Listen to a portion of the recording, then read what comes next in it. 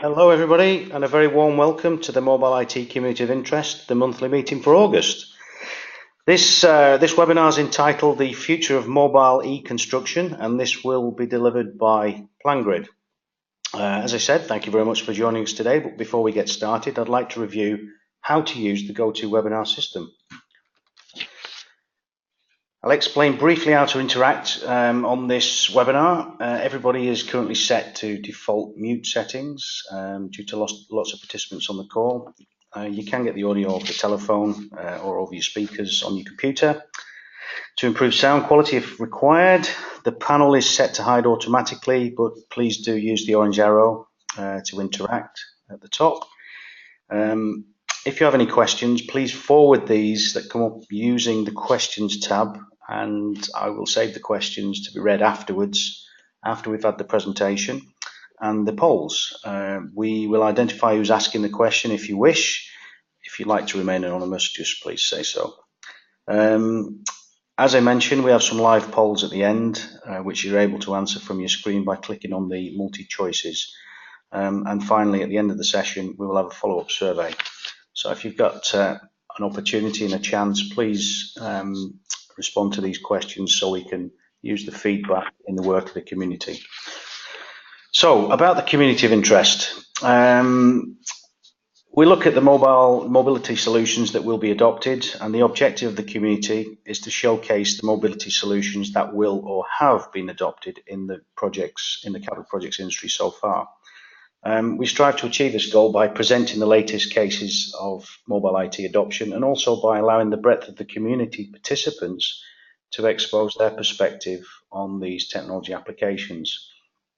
We've been delivering use cases and industry perspectives through the various channels, including the monthly meetings such as this one, some virtual and live discussions, some documentation and reports from the gatherings, but also by creating and facilitating research and development projects. The community is a partnership venture between FIATEC and Comet. FIATEC is a member-based organisation with an objective of improving the productivity of the capital projects industry through the deployment of technology. The goal is to improve productivity in the capital project sector through the leadership in global development and the adoption of innovation. Comet is a member-based organisation and is UK-based. Its principal aim is to learn from experience that delivers measurable business benefits in terms of adoption of mobile technologies. So this partnership supports the work and objectives of the community. The community of interest has been running for just over 3.5 years. We've had around 500 organisations involved, located in about 56 countries. With participants located across the globe, we are beginning to attract regular participation from Asia, South America and elsewhere. The response has been pretty good so far, and we're continuously working to meet the needs of our participants and the suggestions that come forwards. I'm going to present a little bit now, a few slides here on the Opportunity Industry Challenge. Delivering productivity advancement is a challenge for projects in the capital industry. The productivity advancement targets at FIATEC are receiving considerable attention because they represent a unique and holistic way to drive sustainable productivity improvements propelled by economic value and direct leadership from owners and EPCs.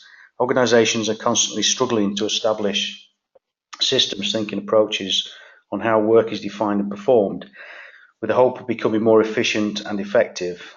The massive scale, complexity, short life cycle, and subtle stakeholder interdependencies has made sustainable solution finding a major barrier.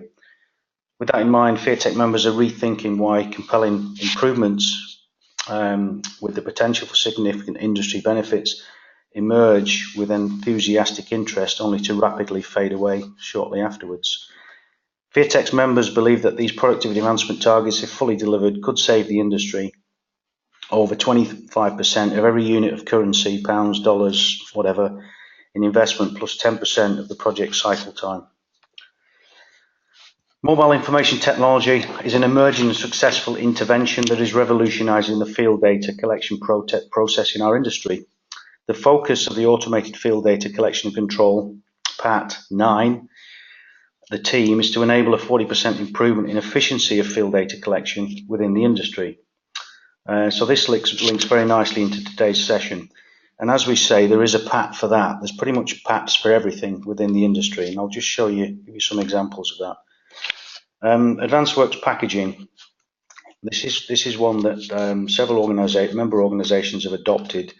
And the challenge is, how do we deliver a 33% reduction in construction schedule and cost? Worth taking a look at. And just to show you, there are PATs. There are further 10 PATs that suit all aspects of the capital projects world, with everything from design through integrated materials management, interoperability and handover.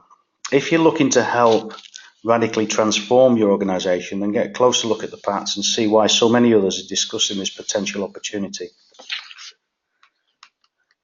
Industry visibility through descriptive articles such as these two, again, worth a look at. I'd encourage you to go and read through both of those and see what the others are saying. Don't take my word for it. Okay, so now to the main presentation. Rob Elvidge will present the importance of making the switch to digital and how to begin the digital implementation strategy. Entitled The Future of Mobile E-Construction. Rob is the sales manager, EME, Europe, Middle East and Africa with PlanGrid, involved with PlanGrid since 2016. He has a background in business intelligence technology. Rob has 25 years in the software space and his key focus is to drive innovation in the construction sector. So I will hand over to Rob and Rob, you can take it away. Thanks very much, Stuart, and good afternoon to the audience. So I'm Rob Elvidge, as Stuart said. I'm based in the UK with PlanGrid, and we recently joined Comets. Aligns well with what we're doing as a business in the mobile productivity space. So I plan to spend the next 30 minutes with you talking about the construction industry as we see it and the use of mobile technology within this space.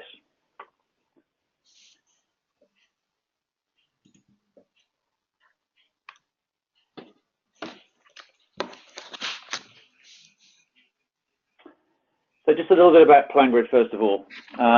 We're effectively a rapid, growing, innovative, dedicated field productivity solution that can be used through any stage of a construction, fit out or renovation project. Usage covers all phases of a project from design through to build, close out or defect tracking phases of a build, turnover of course, and then on to facilities and operations. We see also PlanGrid being used in civil engineering projects, infrastructure projects, residential and commercial projects of all sizes.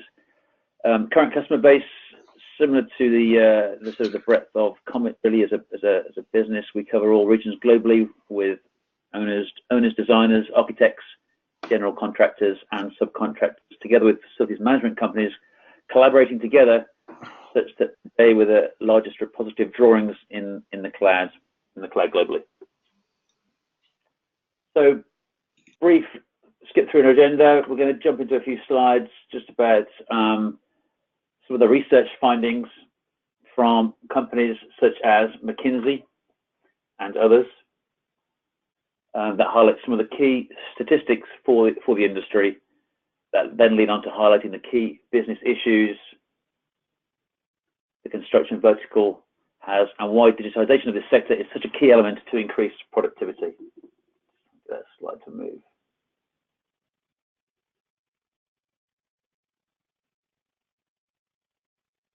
I want to move that slide on, Stuart. It's not moving for me.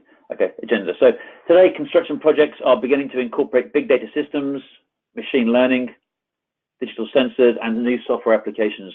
This rapid upswing in construction technology adoption, largely thanks to the adoption of smartphones and tablets, along with improving cloud software, means mobile devices are finally being put to work on the job site. There's never been a better time to rethink the traditional processes and workflows that have worked up to this point.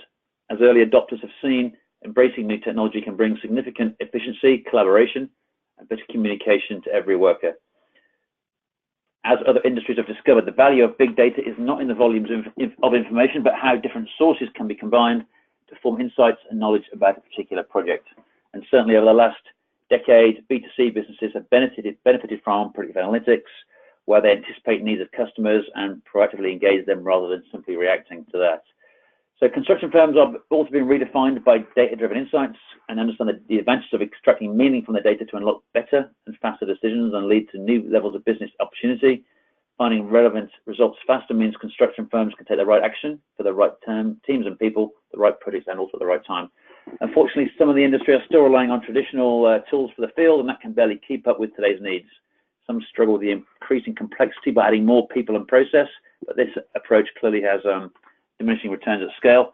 Some have point solutions and project systems that only serve a portion of the business, rather than being widely adopted for a number of reasons, and aren't able to bring together an overall view of a whole project. So for instance, paper remains one of the, and certainly construction itself remains one of the least digitized sectors in the world. I think less than 1% of revenue is spent on information technology, which is quite low compared to other verticals. There are a lot of standalone PDF viewing tools that hold a lot of data that never makes it into the as-built at the end of a job. That building only receives when the project is completed. Typically, these viewers are slow and require each to invest personal bandwidth into organizing their own documents.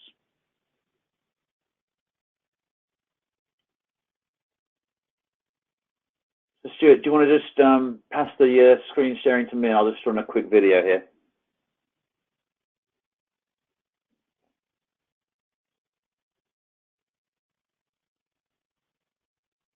First of all, I'd like to show you a time-lapse video of one of our integrated partners called EarthCam to show you where the industry is heading.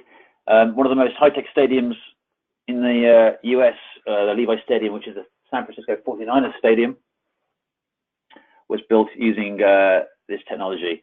So 3 EarthCam megapixel construction cameras, including the gigapixel cam, archived over 200,000 images during the 29 months of construction. This time-lapse movie was produced by using many of these HD images, as well as some of the 1,250 panoramas that were taken by the robotic webcams. So I'm just going to show you this for a minute, and we'll jump back into the slides.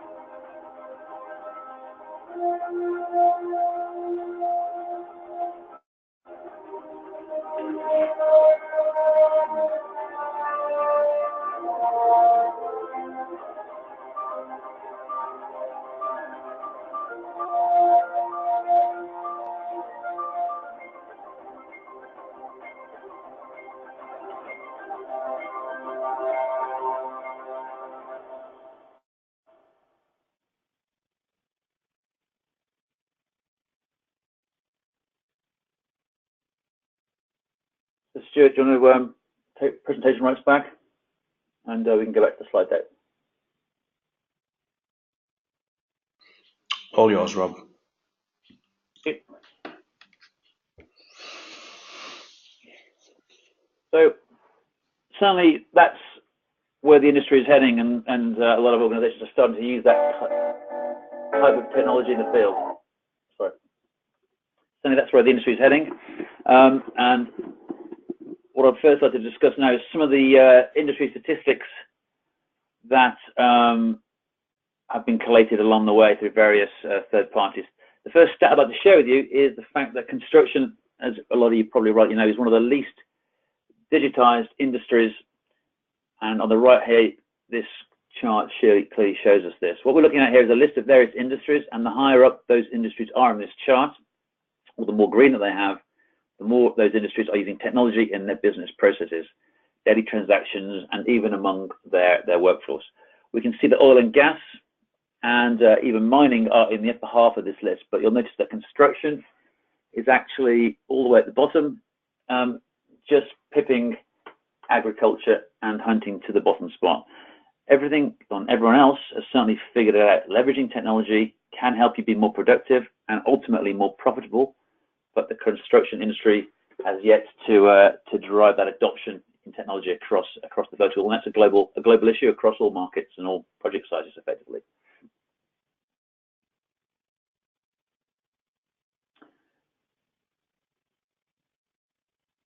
Certainly, if we then look at other statistics on construction productivity, when we look at productivity over time and certainly compare the construction industry to all of those other industries we've just been talking about, you can see that production and productivity in construction itself has been declining over the last 50 years.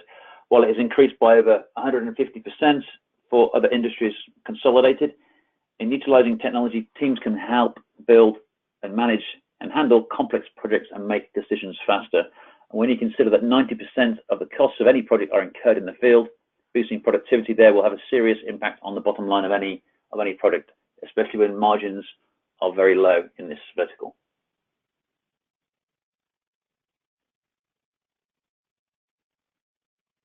There's also some interesting research from a company called McKinsey, I'm sure some of you know, highlights the issues for large-scale projects. I think the definition of a large project is anything over 5 million in revenue, or in value rather. Certainly, pretty much all those projects are overrunning. 98% are overrunning the deadline.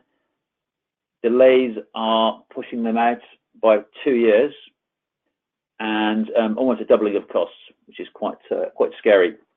Indeed, in a separate study by KPMG, less than a third of those projects are within 10% of their deadline, and only a quarter of those are within 10% of the budget as well. And as part of that survey, a lot of executives were interviewed at the top general contractor community globally, and some of the feedback and survey data that came out of that showed that 82% of executives want better cross-project collaboration over the next 5 years. Let's see how we can address some of those problems. As we mentioned before, 90% of project costs are incurred in the field, and as we all know, taking a project from final design to completion and turnover can be quite challenging. Projects often experience budget and schedule overruns, which lead to low margins for contractors.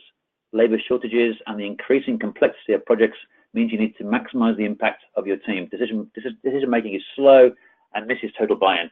These factors are critical in determining whether or not a project will complete successfully. So when you think about the costs of all these inefficiencies, which is consistent across the industry actually, you'll have to ask, what is the root cause of these issues?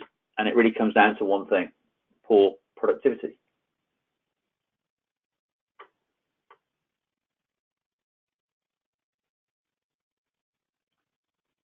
So if we then look across at other aspects of projects, we can see that this highlights a number of other key issues. Tracking of changes, and there are a considerable number of changes typically on most projects, is sporadic and inconsistent, documented on different technologies, if any technology is used at all.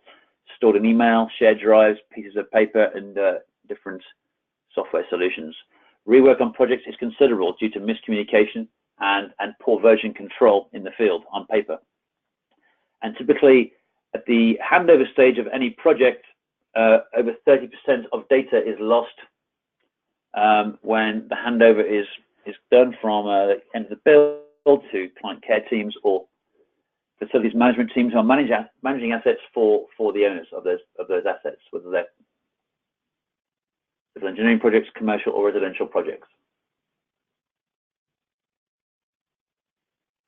So some of the reasons for that low productivity.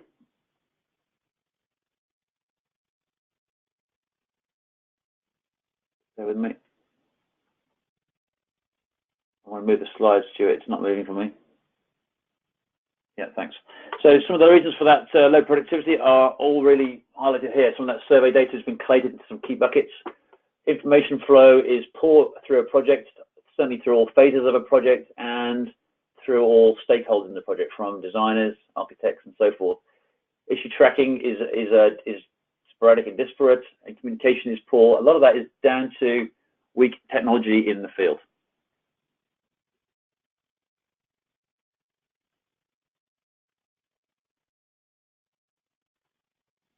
If you get the next slide, please, Stuart.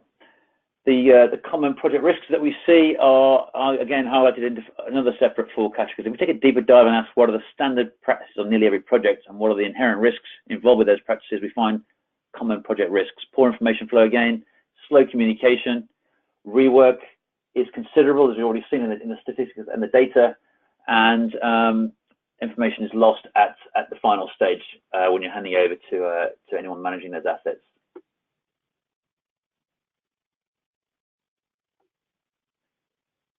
Information flow problems can occur at any stage with either the phase of the design or the build, but also with the different parties involved. Information is dropped considerably at all stages, typically, as well as at the last stage. Different technologies are in place, different levels of technology adoption and awareness, and data diversity is clearly there in the space. Examples of this being out-of-date as-built, incorrect drawing versions, and lack of access to information in the field, which compounds the productivity problem. Information is lost at various stages of projects. Communication and collaboration is weak with inconsistent technology, or in fact, typically no technology in place at all. How do we improve that slow communication? Certainly things like tracking RFIs or change orders, variation orders from the field has a huge benefit to field productivity and can spot clashes, collisions, and issues earlier before costs are incurred, especially in the early stages of a project.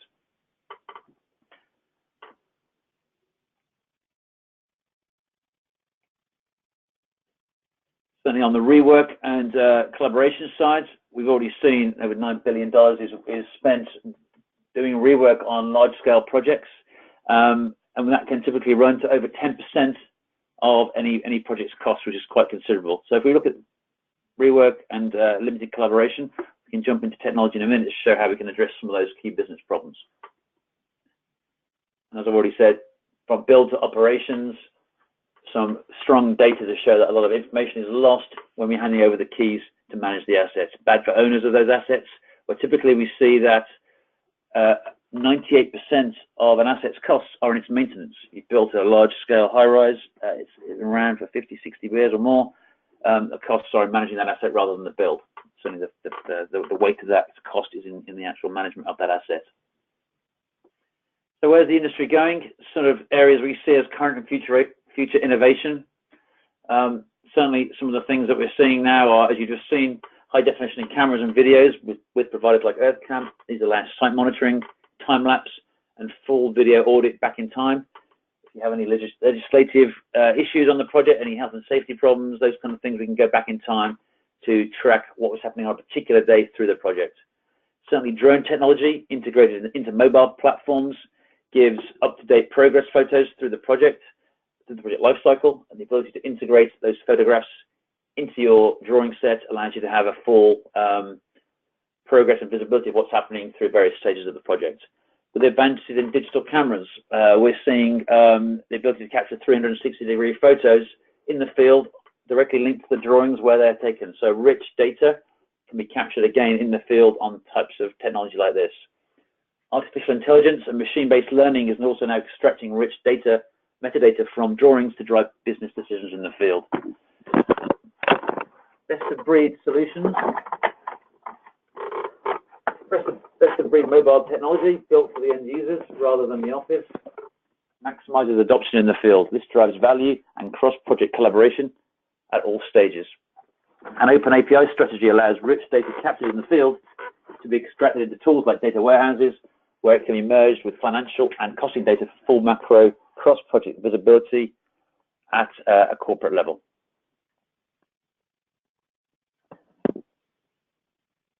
So now I want to just touch on a couple of these areas of innovation that are driving field productivity with mobile technology to address rework, version control, and issue tracking. Let's just jump across to an iPad. So here I have an iPad of mobile application running offline or online. So again, key factors to consider when you're evaluating mobile technology in the field is it has full capability to run online as well as offline. Typically, clearly, you're not going to have internet connectivity on site, or you may be underground in a build where you're not going to have that kind of connectivity. So the ability to manage your project through all stages of a project. I'm going to just touch on some of these areas very lightly. If we're looking at the sort of the design phase of a project, certainly on large-scale projects, large-scale civil projects, engineering projects, even electrical drawings themselves. Drawings could run into thousands and thousands of sheets. So people build on 2D. Obviously, design being done on BIM in 3D. People build in the field of 2D. Having large amounts of drawings, the ability to tag those drawings in the drawing set. So depending on your trade or your remit in the project, it's very easy to go down to the drawings that are relevant to you to get down to the information that you want to see. Okay. In that design phase of a project, when there potentially are many different versions of a drawing, we can go into those and keep track of all those different versions from within the mobile application. We just jump into this drawing here for a moment. I'll show you this. On the bottom left of this drawing, we'll see it's got V9, which shows me that it's got 9 versions, and that may have come through the design stage, it may have come to the build stage, through change orders and various revisions that have happened at various stages of the project. So if we jump into that, by default, you're always going to be looking at the latest version of any drawings. The ability to zoom into those drawings, rendering needs to be quick and easy so you can get down to the information that you want. And on large-scale projects where you've got thousands of drawings, the ability to hyperlink automatically, when those drawings have been loaded, those automatic hyperlinks have been built in to be able to drill down to look at a particular section. You may then drill down even further to go to another drawing. The ability to navigate through the drawing set very quickly produces efficiencies in the field for those end users. Smart breadcrumbs allow us to go back to where we were. Now, of course, as we've been loading in different versions of a drawing, we have full visibility of all of the different revisions of that drawing that have come in through various stages. We've got the early design drawings, we've got the GMP drawings, and of course various revisions that have happened through the build. Okay. If we want to look at a previous version, you may have just received a new version of this drawing. We can go back in time to look at the previous version of that drawing, and again go back in time to look at the previous version to that. Okay. We may want to go and compare this version of a drawing with another drawing. Another way you might want to do that is jump to compare both drawings. Here I'm looking at the old and the new version of a drawing. Sometimes designers and architects will call out the changes on those drawings, but using technology, it makes it very easy to jump into those drawings to see what the deltas are. Perhaps the doors moved and we're not going to be building walls in the wrong place, which of course involves significant rework. So we can look at the old drawing, we can see what's on those, we can look at the new drawings, and then we can compare the two together and zoom in and start to spot what the deltas are between the various revisions of those drawings. One of the common use cases that we will see is the ability to compare drawings of different types. So again, this is a nice way in the field to spot collisions and clashes early. I know companies will use tools in the office on 3D modeling tools to spot collisions and clashes as well, but sometimes things slip through the net and they get spotted in the field on the drawings. So here we have a ceiling plan, and we want to perhaps look at overlaying this drawing and comparing it with a lighting plan, two completely different drawings to spot whether there are any problems before we start laying down fittings for those lighting sockets. So again, I can come back to compare. I can go and find my electrical drawing, I can search for it, or I can type the name of the drawing in.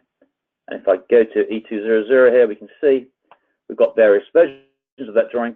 What I'm going to do now is jump in and overlay those two completely different drawings, a ceiling plan and a lighting plan.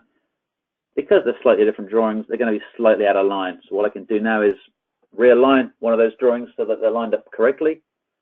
Okay, move one of those around, align them up correctly.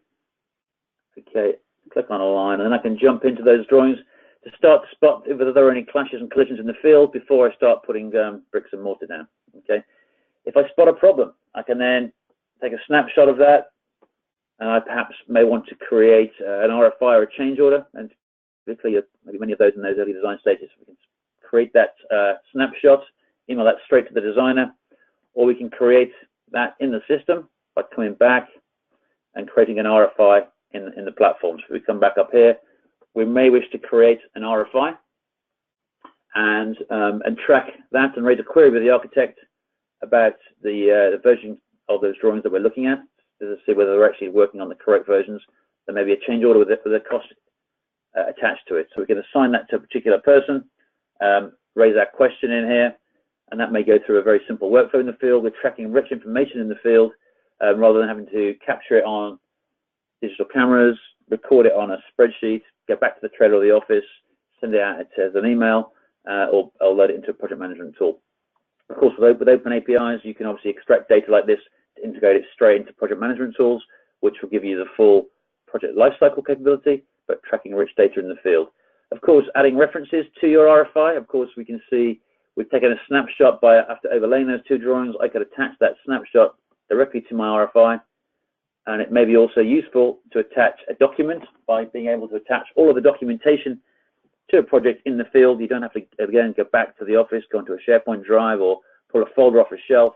All the documentation that's relevant at all stages of a build can be found in the project. And again, if we go down, perhaps it's going to be useful to attach a specification to this particular RFI, so that when we pass it on to the designer, we've got the overlay drawings with a screenshot of that together with a particular reference document to raise those concerns, and then we can decide whether there's going to be a change order coming out of that RFI.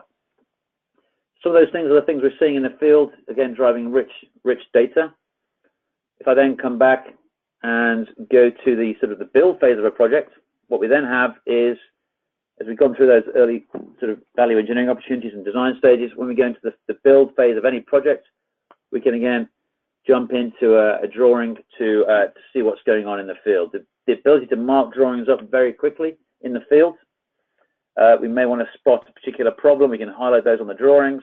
We may wish to call out a particular piece of information, and then attach some comments to those markups. Yeah. So again, being able to manage those pieces of information. If I wish to share that with the rest of the project, be able to select those and share that information with everybody else on the project. Allows cross-project collaboration. If we look back at the statistics we saw from that executive summary, cross-project collaboration at all stages with all parties is one of the key things that has been shown to be needed in projects. Certainly, if we have issues in the field, we have the ability to attach issues to drawings. So we can go and create snags on the drawings, choose a stamp, and click that on the drawing. Okay, we can come in here and attach issues to a drawing. We can then go and attach photos from the photo library, or take photos in real time and attach those to a particular issue and get that sent off to a particular trade to get it fixed. Again, if the whole project and all members of a project are collaborating together using one piece of technology, you start to see the benefits of the value of that and the rich collaboration that rich collaboration will bring. So we can send that across to the plumber to fix the issue, and then of course with rich reporting we can start to track whether those issues have been resolved at the floor level if it's a multi-story build, or whether those issues are overdue if you've attached due dates to them. Okay, being able to take initial estimations in the field as well. Again, if you have drawings, you might wish to be able to attach and calibrate your drawings to be able to do estimations in the field. You may wish to check certain measurements. Again, this may drive change orders. You might check the dimensions on these drawings. Again, you may want to share that information and email that straight out to the designer to raise some questions about what is going on. At all stages of a project, having all the documentation to hand in the field offline, again, is one of the key things we see as driving field productivity. So having access to all of your documents, but being able to also then link them to your drawings. So here we have the ability to go to your drawing and create document references, create a reference to perhaps a submittal, perhaps, or a safety document or a specification, such that when you go to those documents in the field, they're relevant on particular drawings and locations. So again, providing rich information in the field saves time rather than going back to the office. Being able to produce permits as well, of course, being able to generate permits to drill, things like that, checklists, safety documents, capturing those and filling those in the field again, removes the need for paper, and of course ensures that all that rich information is consolidated in one place within the project and of course then within the cloud. we saw that 360 photos was one of the things that we saw coming, and having the ability to do that. Now you've got the rich technology out there, sort of the Ricoh theta cameras and things like that, taking those photos in the field. You can then attach those photos to your drawings. So you have the ability to attach these sort of rich 360 photos on your drawings, which are a really good way to track progress and kind of bring the whole project and the whole drawing set to life. Okay, certainly from a progress perspective, 360 photos are an excellent way to monitor that as well. As we move across to the sort of a final stage of a project, clearly from a build process, we've gone through closeout and completed snagging and defect tracking. Handing over the asset to the owner or the facilities company who's managing that asset, again, is critical. Having live as-built information rather than out-of-date O&M manuals and information that's not accurate, to give that to somebody who wasn't involved in the build, allows all that rich data to be passed on to anyone managing the asset. So again, if you've got, maybe a multi-story build with leaks at a particular floor, being able to get down to those valves very quickly. Drawings can get very busy with notations. So we have the ability to go down and layer the drawings with certain markups and annotations. We can get straight down to particular pieces of information to find out where the stop valves are before that leak drills through floors. And of course, every minute it's leaking, it's costing thousands of pounds. So really, that's just a snapshot of using technology in the field through all stages of a project, from design, pre-design, through to construction, closeout, snagging, and of course through to facilities management and operations of any asset that you've built. So I hope that's been a useful sample of issues the industry faces today and the way the industry is going and needs to go going forwards. In addition to insights and data, the technology is headed towards maximizing construction collaboration, where individuals, teams, and companies are able to work together effortlessly to achieve the task at hand. This includes giving appropriate control of what they are communicating and who they're communicating with, enhancing the collaboration between the field and the office, and integrating with the many tools and systems that are already in use. The upshot is a tailwind for construction firms that embrace new technology and requires growing new capability to adapt to the field and the rapidly changing software landscape. Ones that do will certainly benefit from this paradigm shift, possibly from the massive advances in the cloud. And so with that, I'd like to hand back to Stuart for any Q&A. Thank you for your time so far. Thanks, Rob. That was great. We've now got some poll questions that I'd like to ask everybody to participate in. And the first one we've got is, we'll just get this on the screen. Currently have field mobile solutions in place for projects we work on, and you've got a yes, no, partly, not relevant. If you can see my screen now, appreciate your replies on that. Thank you.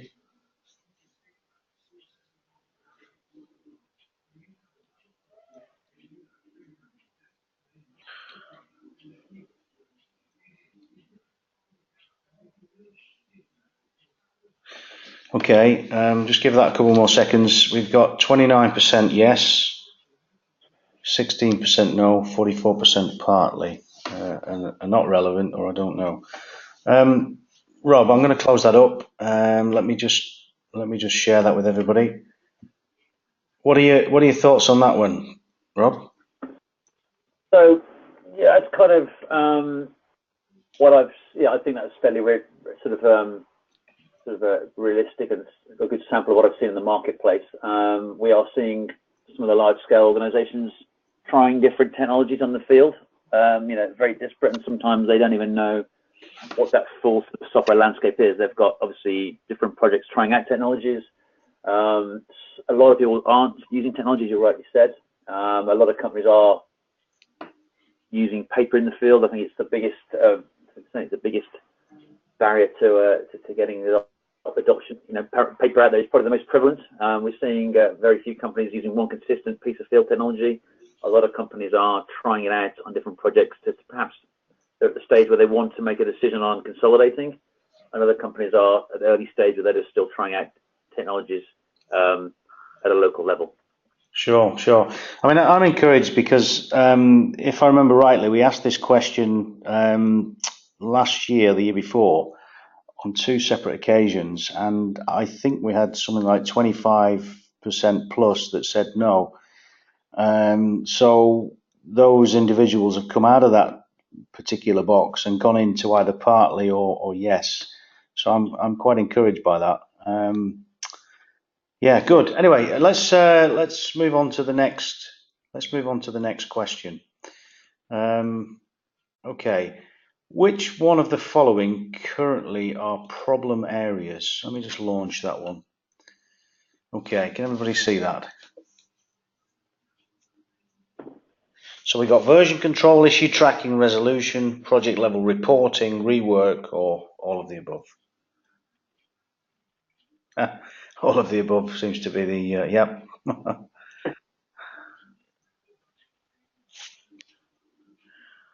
That's an interesting one as well. I mean, nothing in rework. Maybe, I'm not sure. Rob, any thoughts on that? Version? Yeah, I think. Yeah, go on, sorry. Oh, obviously, apologies. I mean, arguably, version control can be the cause of the rework. That certainly is, I see quite a lot. I see issue tracking done again using technology or not. Again, it's digital cameras. What common is digital cameras on site. People will come back, collect those photographs into an Excel spreadsheet, and perhaps can't quite remember where those photographs were taken, especially if it's a large site visit. And again, disparate technologies there, and certainly from a project level reporting perspective, limited information gets to the office from the field because limited data has been captured in the field. So, rework, I guess people perhaps are perceiving rework as version control, but I'd expected, on the sample size, that rework would probably be in there somewhere. Yeah, absolutely. Okay, so the final question is, which phase of a project are you typically involved? And the options are, let me just get this up on the screen. The options are design, pre-construction, construction, closeout, snagging, punch lists, facilities management, operations stage, or all of the above.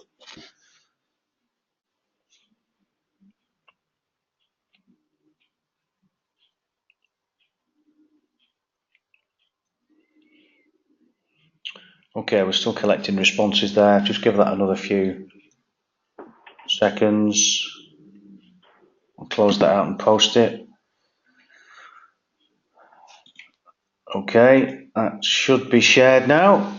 Can you see that, Rob? Not yet. Hang on, give me a second. Okay. Yeah. Okay, what are your thoughts there then? Well, I guess this could be based on the audience that we have on. Perhaps a lot of architectural design companies are on board clearly. Snagging may well be done in the within the actual construction organization as well. So yeah, I think for us, using technology right at the start of the project and dictating that it will be used through all phases is going to maximize any benefit that certainly the owner of the asset, the end person who's going to get the keys back has. Consistent technology used right from the start of any project is going to have massive value through the whole life cycle of that project, rather than coming in late stage. We see a lot of companies coming in using this type of technology at that late stage. They're trying it out. They want to go and do sort of issue tracking, and then from there they may morph into using it at the wider stages, or perhaps the client care team is using it to track defects when the keys have been handed over. There's a handover period of a year when you're managing a large major project before you're working with a management company to track defects once you've handed the keys over. And again, that may then get adoption at that later stage as well. But clearly, getting consistent, place right from the start is the way to go. Yeah, no, absolutely. Okay, well, thanks for that. Thanks for the questions, the replies rather, and thanks everybody for taking part in that poll. I'm now going to go into the questions, and just bear with me a second. I'm just going to bring this up on my screen. Okay.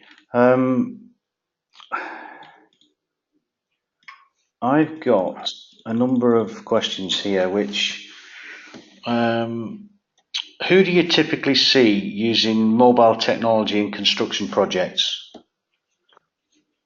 Rob? So we see it being used by parties at all phases of a project. We see a lot of architectural design practices using technology when they're perhaps collaborating with owners on that design phase of any project. A lot of general contractors will buy it on certain projects, and I'm seeing people, trying out this kind of technology at the project level before they decide they want to adopt it across the whole organization. Clearly, it's fairly nascent and new for a lot of companies, and before committing to rolling it out across the whole business, you want to prove success on one or two projects. And of course, from there, you get the viral spread of, using that same piece of technology, a subcontractor community. You obviously have a project where you have a number of trades coming in from MEP all the way through to finishing. Ability for subcontractors to also track. There's business value for all types of end user. Subcontractors can track the work that they've done, so that if there are issues later on, they can have full visibility of what they've done. If there are problems where they couldn't build something because the conditions weren't ready, then they can obviously audit and track that. So we do see it being used across all phases. A lot of general contractors will use it, and from there we tend to get you get viral adoption through the subcontractor community as well. But of course, we've seen the facilities management business growing as well. Owners and facilities companies want to be able to be in the field with rich data about the asset they're managing as well. Okay, I got another question here. Thanks for that. Where's the data stored? Where typically does the data go once it's been captured? Where will it be held? The data is, the data is stored in secure cloud data centers, and ours is stored in Amazon data centers.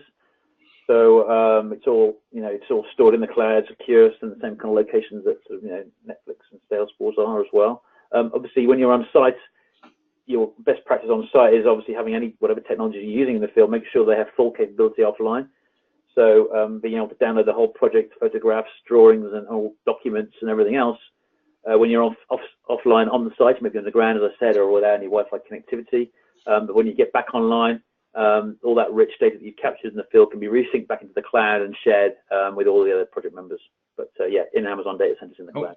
Okay, thanks for that. The next question I've got here is will the system work on multiple platforms? Will it work across various operating systems?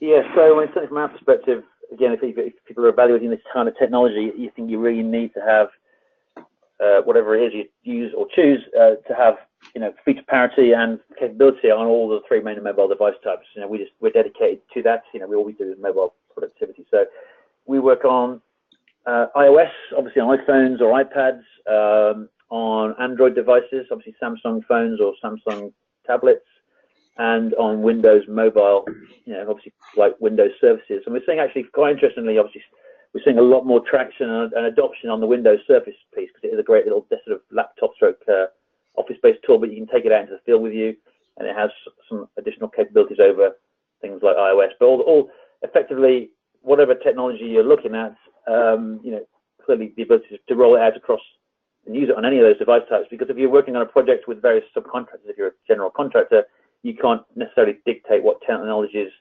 other parties are using in any stage of the project. So you need to ensure it can work across all three main mobile device types, and of course then you have feature parity across those mobile device types, such that if you want to do one thing on one, it works on the other as well.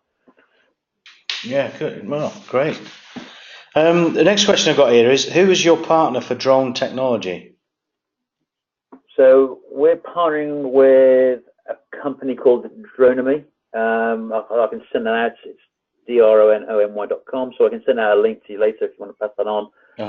It's a recent integration we've built. So obviously the drones can be flying around the job sites, and then you can push photographs back into the project. So you've got those sort of progress photos linked back into the project sort of portfolio. Okay. Great. Just one question before I get to that. If there's any more questions, just please fire them in. I see there's one or two there just dropped in. Thanks for that one. How does the next question? How does the Timelapse functionality integrate with your solution? Timelapse depends on which Timelapse. Earthcam, who we partnered with on that, they've got a various set of rich high definition cameras. Depends on what you're trying to achieve. You might want to just use it for site monitoring, or you might want to use it for the time lapse elements, like you saw at the Levi Stadium. So all that rich data is stored in their cloud, and you can go back in time on a kind of a time bar to look what happened on a particular day, if the conditions were on a particular day, and overlap the conditions on one with the conditions on another. But we will then pull those photographs from particular snapshot points in time into the documents area of the system. So you, again, similar to drone technology, having those progress photos in the sort of in the same project. So it's brilliant integration to pull that kind of rich photographic content into the project. Okay, great. Thank you for that one. Next question I've got here is, does your Windows Surface app have offline drawing viewing capability? Yes, it does. Okay, thank you. And the final question, I don't see any more questions cropped up. The final question I've got here is, what are the main areas that implementing a mobile strategy will provide a return on investment? Yeah, it's an interesting one, actually.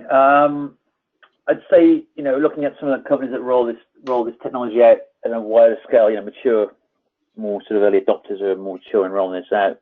We see three key buckets of ROI and return on investment. Well, clearly, paper is one of those. I mean, we've seen companies spending tens of thousands of pounds printing off various versions of drawing sets, from down to A0s, and clearly that itself can just be an ROI there. You may not completely get rid of paper, but you can certainly significantly reduce the spend on paper, because rather than having to print out another version set and then transport it out to the job, you can just load the drawings into the tool. So that's one area. Paper ROI typically covers any investment in technology I've seen. But the two bigger areas or bigger buckets would be the rework piece. Obviously ensuring and minimizing version control issues, builds confidence in the field that people are building off the right version, and reduces the chance that they're building off the wrong version of any drawings. That has a big saving. And of course, just efficiencies in the field is the third one. That's more of a subjective one, but that's just around being able to interview people in different job roles, and obviously putting some quantitative numbers to hourly rates and hours that they subjectively think they've saved in the field. That also has a large area of saving. Rather than going back to the trade or the office to do particular tasks, you can do them while you're in the field. So those are the three areas: typically paper, rework, and just effectively just labour efficiencies. Okay, great. Thank you for that. Last question I've got here that's just popped up is, do you have integration with BIM? So BIM, we have the ability to load BIM models into PlanGrid, and certainly we can pull in AutoCAD files as part of integration. We're also now looking at leveraging those BIM models directly in the PlanGrid UI itself as well. But certainly you can attach a BIM model to the PlanGrid document area and then view that BIM model from there. Okay, thank you. And one more question is, in providing, as we all know, the update of BIM, the BIM model is very important. Will it contribute to the upkeep of the BIM model? Well, we're typically with the slave of the BIM model. Obviously, the BIM model will be used in the design stage and obviously through every phase of the build to get information in PlanGrid. We typically will build. We're a 2D tool at the moment, so information can come from BIM into PlanGrid. So we're a slave of that to provide the drawings to the field to build off.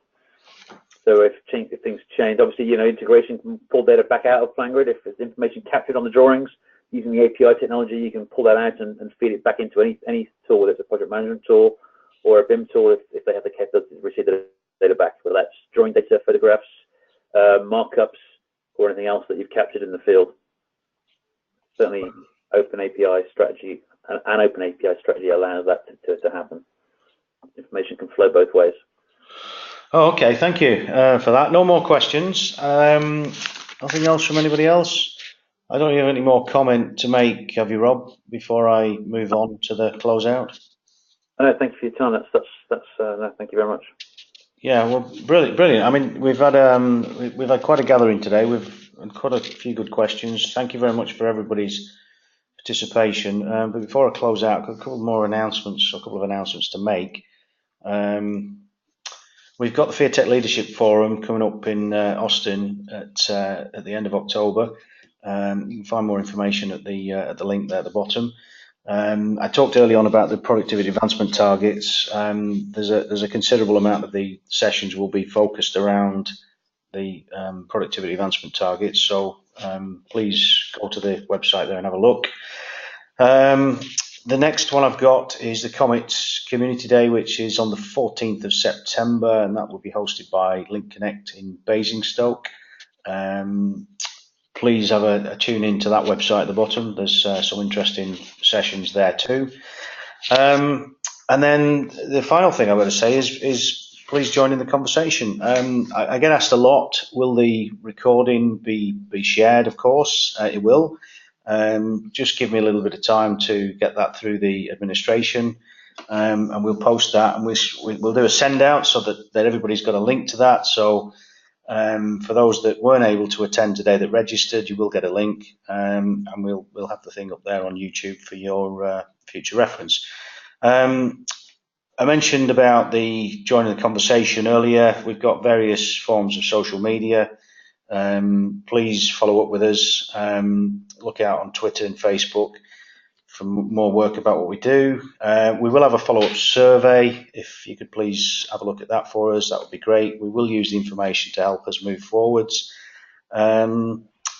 And lastly, just to say thanks for spending time with us today, and thanks to Rob and PlanGrid for joining us, presenting. Very informative. I hope you've all found it as informative as I did. Just say thanks very much and have a great rest of the day. Thank you. Thank you.